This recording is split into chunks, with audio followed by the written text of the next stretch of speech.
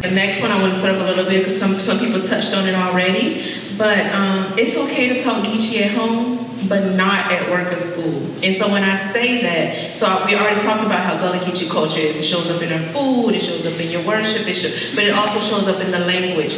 So we even talk about, so some people might refer to it as slang or backwards talk, but it ain't. It's actually a brilliant culmination of languages where you had your West African ancestors come over and were forced to learn English, and they found a way to weave the two in together. So it's like it's an upholding of one, a way to maintain one, but also be able to survive in this new world, to what was a new world to them. But now you fast forward on to like maybe the 90s, the 2000s, and now we're in the 2020s, and it's looking like in Savannah, instead of saying over there, you might say over there. You might say jive, you might say round day, you might say what else, something else you might say. But update. Another one too though, but going back, so the Harlem Renaissance that we know of during the 1920s, etc., that was before it was called that. In later years, it was known as the New Negro Movement. And so that New Negro was the one that left behind all those South Carolina country ways, and it's like, no, we want to present ourselves another way. Like, we are standard in America now. We speak more, we speak better, we speak proper, and we don't eat pig feet and stuff like that no more. Like, I am the new Negro, I am refined. But as a result of that, we also lost a lot of our language, cultural inheritances. That was our cultural asset. That's something that was really important to us, but I don't think we saw it that way back then, because in the name of survival, we were just trying to survive. And so we cut that tongue out, and now at this point too, we still kind of do that to ourselves. And so when we see somebody talking away, particularly children, like they'd be like, don't talk like that, that's not the way to say that. Now, what's the proper way to say that? How are you supposed to say that? And we do that over and over to ourselves until our language slowly, as more and more, begins to disappear. And you kind of have to go to those places like Carolina to figure out how is it still spoken? Where is it still, where I always say where culture is most abundant, resources are most limited. So you have to kind of go to those backwoods to figure out the way it is really done, or even go all the way back to West Africa. So to repeat the phrase, it's all right to speak Geechee at home, but it's not okay to speak it at work or at school. Who agrees with that? All right. Oh, you got your own. Okay, so I agree with this because of the instinct that if you're talking in the Geechee language, if you're talking in Geechee language, it's like all shortened words, not everything is said in like full form sentences, right? So when you're talking to, like, let's say you're higher up at your job or whatever, speaking like that has been deemed unprofessional. And so if you're supposed to be speaking like that to your boss or your manager, your CEO or whatever, you can't be like, oh yeah, the corner, oh he was like over there, he was supposed to be over here. Like, it's not gonna sound right. You're not gonna sound like you know how to handle yourself. But at home or when you're talking to your friends, it's okay to use your slang, it's okay to use that Geechee language. But in a professional setting, I don't think that should be allowed. It's not allowed. I don't think that's very much so professional. But if I get the job done, I'm doing the work, I'm doing it of excellence. I'm the best in the department. But I just talk the way I talk, and you understand what I'm saying? Why is it a problem? Okay.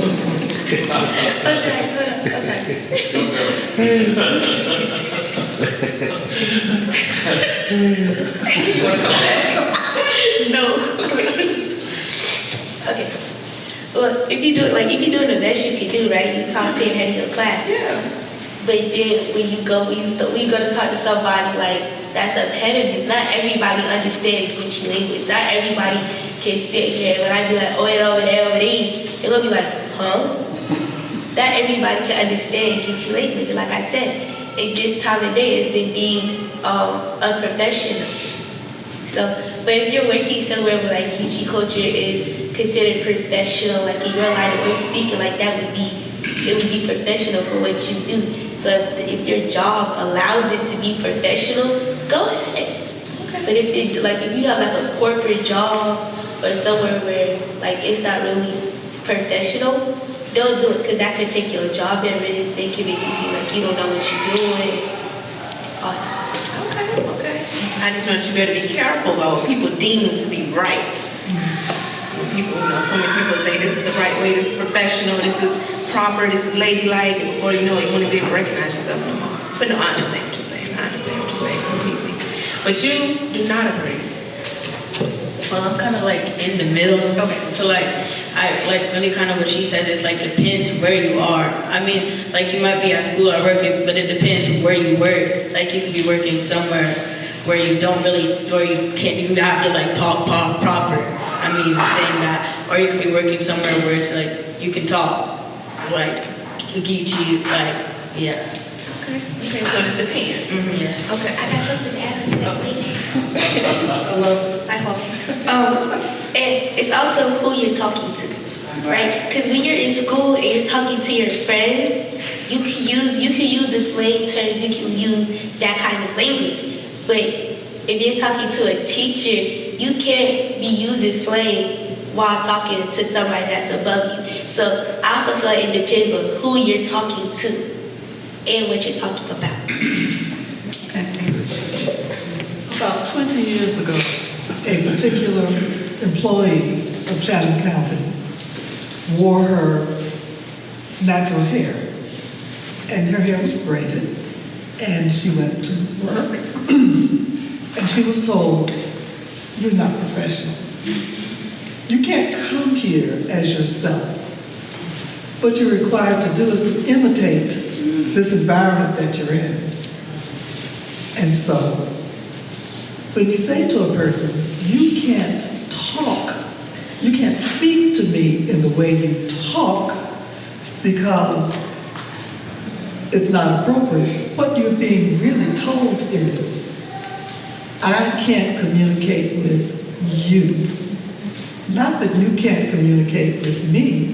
I don't understand what you say. I don't understand your hair. I don't understand your dress.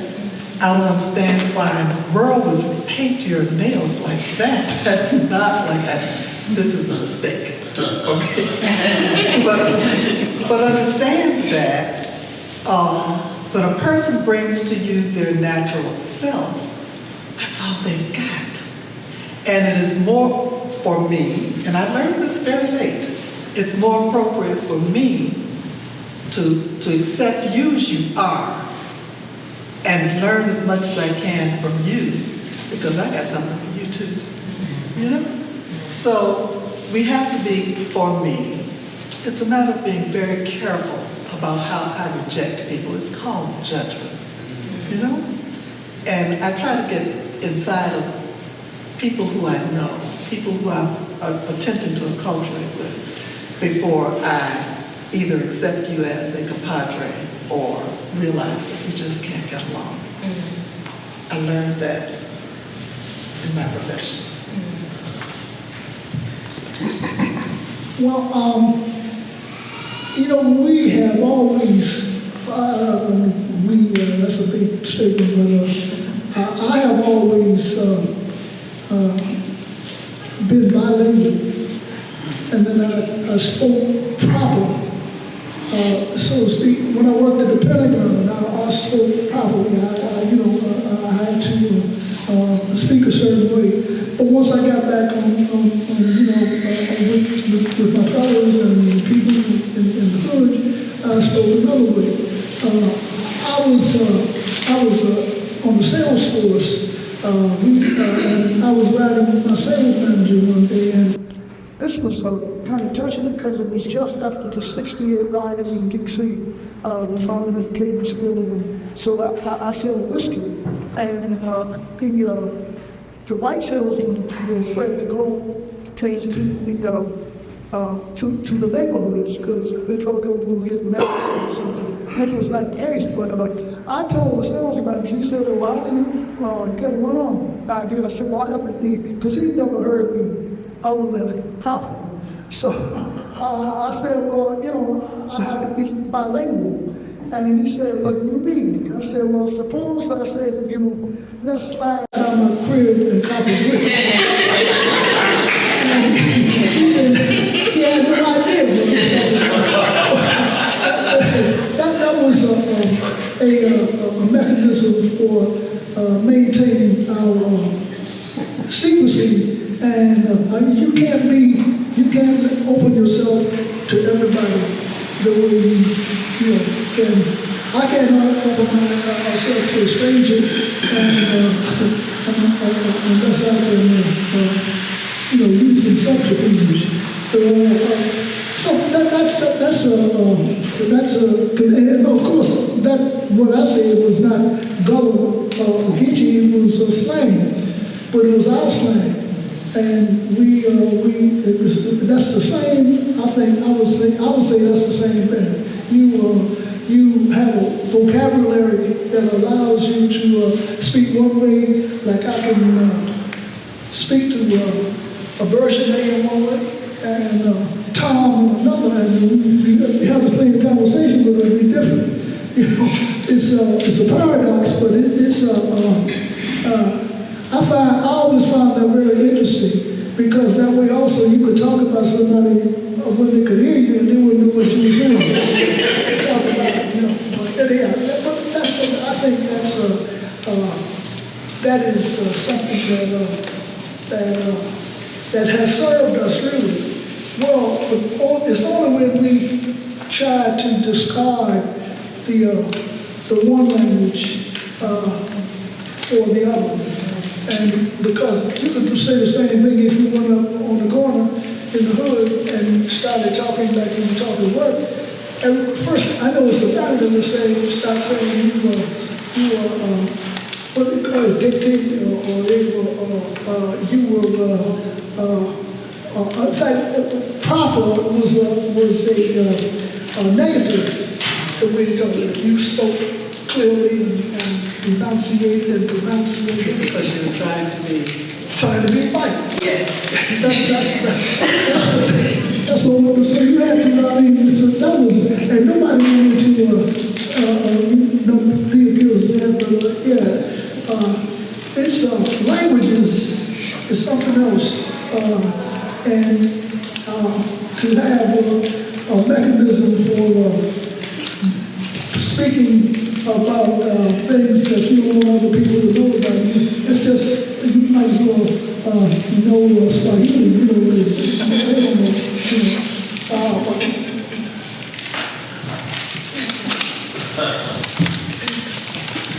I also do a lot of studying of First Nations people, indigenous people, and I noticed that our cultures are very, very similar. Our histories and our cultures are very similar. So the same way, like I said, Krakin is a Gullah Geechee term which means to speak. Day clean is a Gullah Geechee term which means a new day. So the way that we have to almost like break it down, it's like all we just got like two handful of words. Here's one today, here's one tomorrow. They're doing the same thing in their cultures too, First Nations people, because their language is pretty much lost, and so they go back and piece together words that I do remember. Let's just carry on these few words that we do have. Interesting. All right, we'll take it on to the next one. So, I also was an educator for a little while, and I noticed that you would have certain students can't keep still, they can't sit down, they can't be quiet, they don't remember to raise their hand. If you walk in a straight line, someone's gonna be a little bit over here. They're gonna be daydreaming when they're supposed to pay attention. You didn't explain it 3 times, they're gonna ask you again, what did you say? And then you got a little bit of toddlers, and they're everywhere, and they're breaking stuff, and they just take your new cell phone, they drop it in the toilet, and you just like, are there bad children? Is there such thing as bad kids? Oh, I'm sorry, I said it as a question. There's no such thing as bad kids. Who agrees?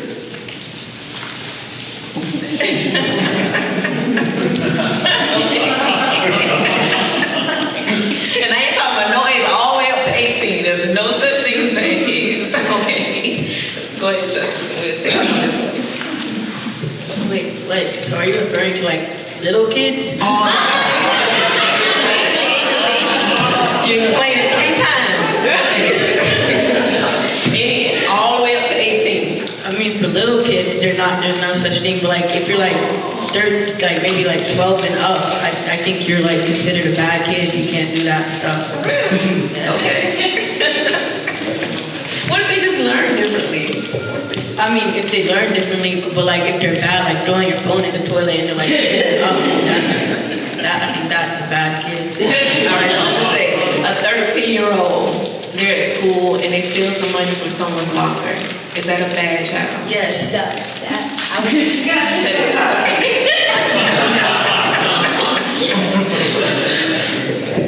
Okay, so of the things she describes kind of describe me, and I'm not a bad child. It's just that like,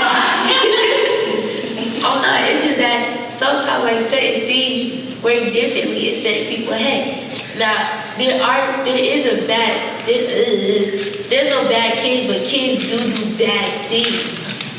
I'm not gonna say they're bad kids, but they do have bad things. Or sometimes they could just be doing these bad things for attention. That could be a cry for help. If a child is constantly being bad, stealing money, breaking stuff, blah blah blah, and they know right from wrong, that could be them trying to speak out or trying to grab your attention because something's wrong, but they just don't know how to tell you that something wrong, so they act out. It's bad. They do stuff that like normally they wouldn't do. But I don't think there's such thing as an actual bad child. They can be struggling kids. I'm not gonna say that they're bad kids.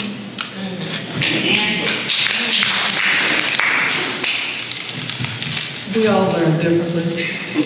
And what this culture has taught us for development is that at 1 you do X things, and then at 5 you do X plus Y things, and it goes on through developmental stages of how we grow up. What was not taken into account in that is that we all learn differently. We're all wired differently. There are physiological components to how we learn and adjust and acculturate in the societies that we are in, which makes us just different. A little flooded. We're all just people. And so, with that, I would say to you, my grandson, he's 8 years old. The boy is really a genius. He really is. He can draw things that just amaze. I'm just amazed by him. My husband gives him his cell phone. And this kid comes and says, you want to see my YouTube channel? I said, your YouTube what? He just knows stuff. So what happened to this kid? He's really, really different. He got put out of Garrison. Oh no. Because he was too smart for the environment he was in. Too smart. And he's a lot to deal with. He is a lot to deal with. And he was classified as being bad. By whose standards? By whose standards? And so we can't always make ourselves conform to what is accepted in this society. But we can always accept the person as he or she is and help them to meander through this thing we call age and time and space, so that the gifts that they have, the gifts that we have, can be accepted.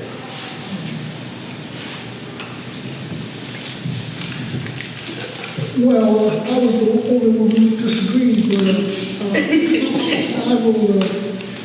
I've always believed that a lack of essentials given in the home cause kids to not act well out in society. When I was growing up in Savannah, there was a thing called home training. That's what you got before you left your mother's house.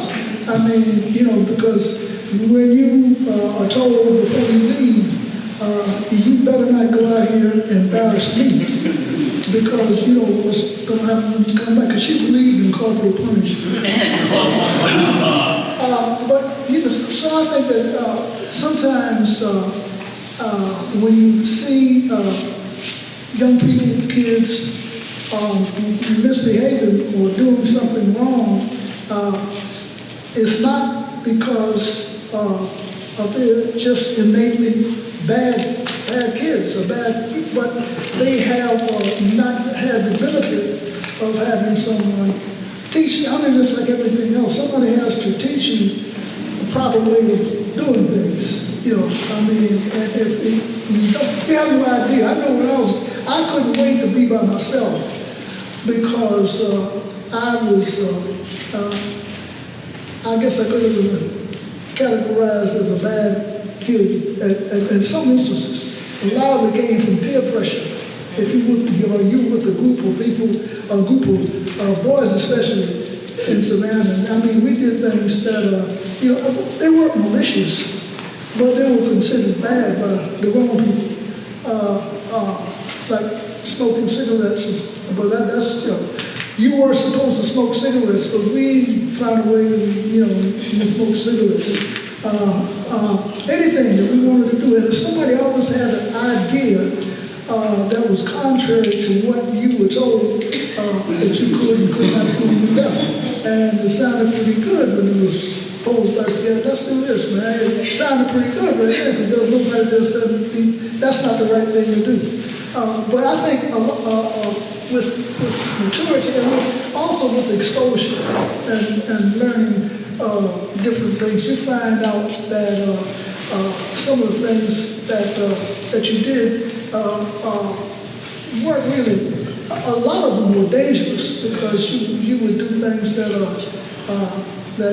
were not, I mean, it could have gotten you in a lot of trouble if anybody had found out, because I'll share a secret and don't tell the police. But my friends and I used to hotwire cars. And that wasn't malicious.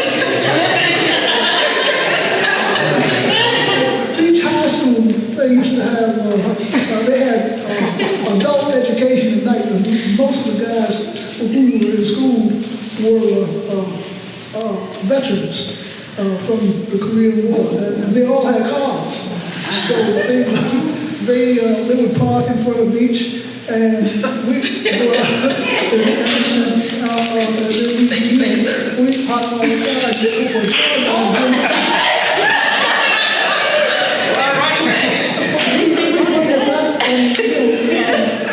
What got me out of that for good is that we hopped out of the car one time and we went riding out of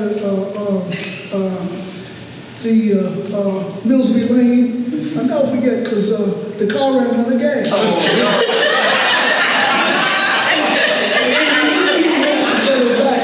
Before class let out. So we had, there was a service station that was pretty close, but we didn't have any money either.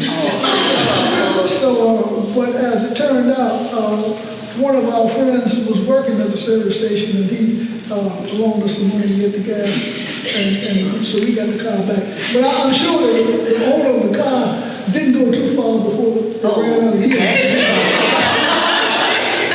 But so I don't think that any of us were really bad.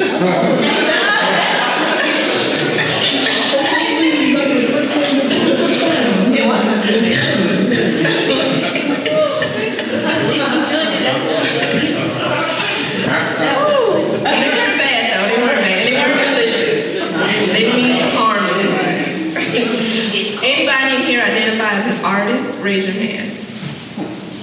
All right, we have several, and myself included too. All right, so the next question is a little bit for you too.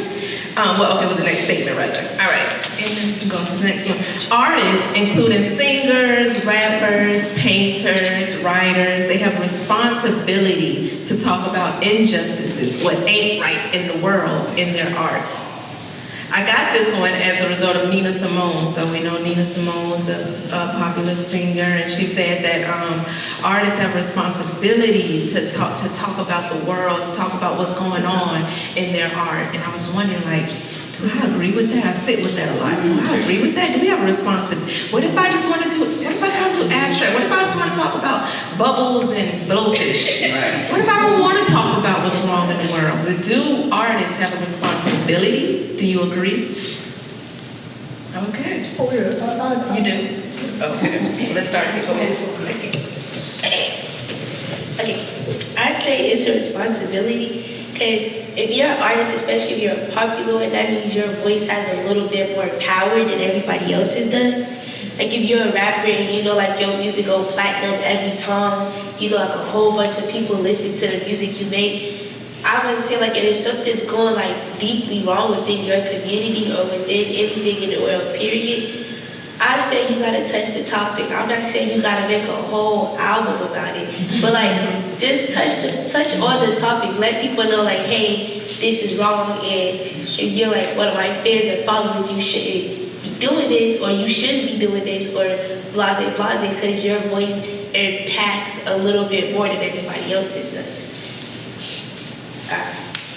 And yeah, and if you're an artist, like, I'm not saying every painting you gotta make has to surround one specific problem, but like one painting here or there that says like we need to join together or just something or whatever topic you want to touch on, I say that it's part of your responsibility. Yes, because you have a powerful voice that everybody else is.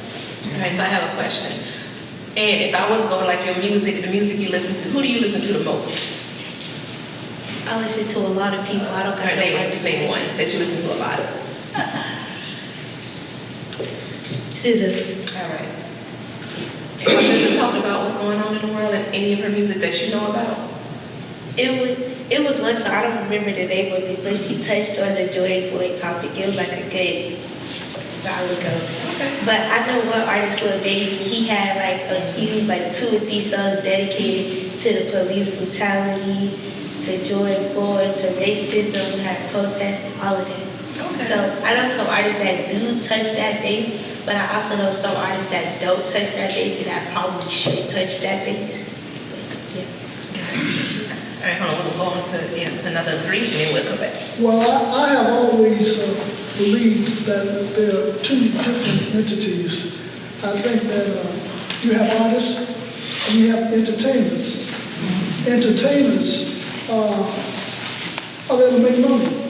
So they don't feel a responsibility to the people. And so they do a lot of things sometimes that are detrimental to the general welfare of the people. Now, I think that all artists, if you are an artist, you have a responsibility to share your art with your people. First of all, but then to share with the world, to shine a light on some things that are sometimes misunderstood. But you know, if you are an artist, you have a duty to respect your people, respect your history, and I'm always thinking about. My mind works like this because I like jazz and it's kind of improvisation. It comes and goes, but I think that when you are an artist, and there's several prominent artists in here on the front row here, these are all artists here. Jerome is a sculptor, Suzanne is a painter, world-renowned painter, may I say, is showing all over the world. Tommy V is a photographer, okay? And Bergely writes books and does all kinds of other things. She can't, you know, but they're artists, and if you don't give back, I think you're wasting your gifts, and you are being detrimental to the people. I ultimately believe that the people are what's important. If you don't feel like you need to contribute to the welfare of the people. By the welfare, I mean spiritual and mental welfare. Some of our musicians have been some of the greatest prophets. I just got through watching Bob Marley, One Love. Bob Marley was a prophet, and his music was about the people, not only the people what was wrong, but he was always attempting to show us a way to get it done, to attack the problem. And I was so impressed by the movie. I rented it last night, and I bought it this morning because it's really. I recommend it. I'm sure you tend to forget some of the things, but Bob Marley was a great artist. Marvin Gaye probably had, and he was a very popular guy. Marvin Gaye probably was both, but he wrote the most significant album, I believe, of the 20th century. One of them, anyhow, and what's going on, because he talked about the problems of the day and how to deal with it. And a lot of the hip hop music, the rappers, a lot of them are really doing the same kind of profound things that artists did in the 60s and the 70s. They have a message. They're addressing what they see as wrong, and then they're addressing how to rectify that. So I think one of the big things, one of the big problems that we have as a people, one of the big mistakes we've made as a people, as the older generation turn their backs on the hip hop generation, not understanding that we always had a transition. When you got to get a certain age, you moved on, but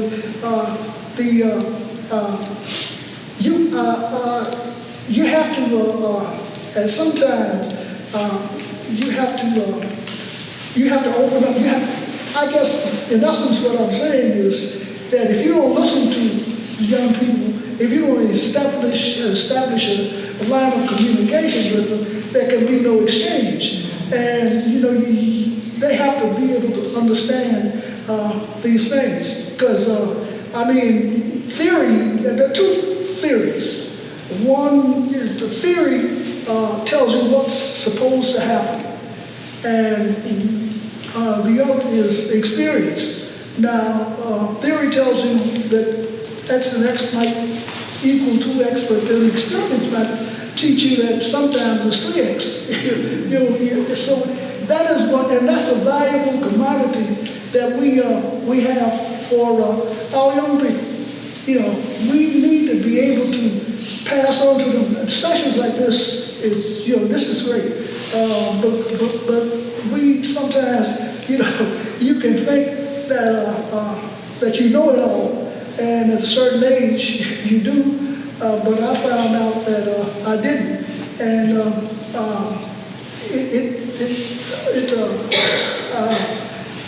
it bothers me when I hear people talking about it. It almost ties in with the bad kids when they talk about bad kids and there's no communication to tell them how they should be acting. Because a lot of people don't get that at home. Sure enough.